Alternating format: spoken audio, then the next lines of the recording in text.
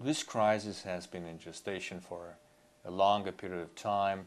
There were voices who warned us years ago that it's written on the wall, it's going to happen, but unfortunately politicians, policymakers have not paid attention for various reasons, and this is terrible. We have not learned from previous crises. What is new in my view is that against the background of global financial markets and blatant disregard of systemic risks, we have reached such a magnitude of the spread of the crisis and the need to coordinate policies. It's not cyclical. I had many debates with colleagues of mine in the European Parliament, but also with chieftains of the financial industries who said, look, it's cyclical, it's not going to be so bad. We gone through other crises.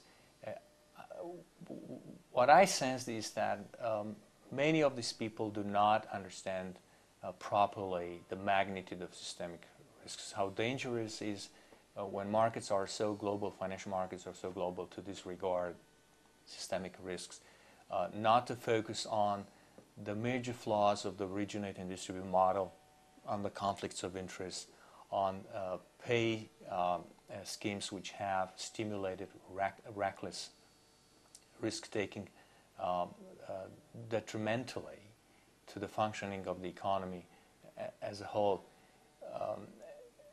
At least now we are, people have waked up, and politicians have waked up, and they're trying to rescue banking sectors and rescue the financial industry as a whole, but it's going to be terribly painful.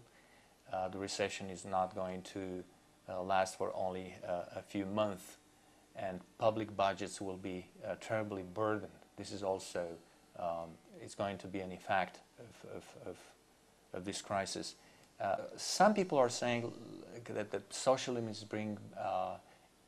is brought in via the bailout of banks. I find this argument ridiculous. It's in such adverse circumstances. Exceptional means have to be resorted to. I accept that it's very unusual, it's striking. Conservative governments, a Republican administration is forced to undertake such measures, but these are unavoidable, and they will impact our policies for years, if not for decades to come. I have to repeat, free markets are not synonymous with totally deregulated markets. As traffic lights are used and rules are used to protect people's lives, the same should happen with economies. The modern economies rely on public and public sectors.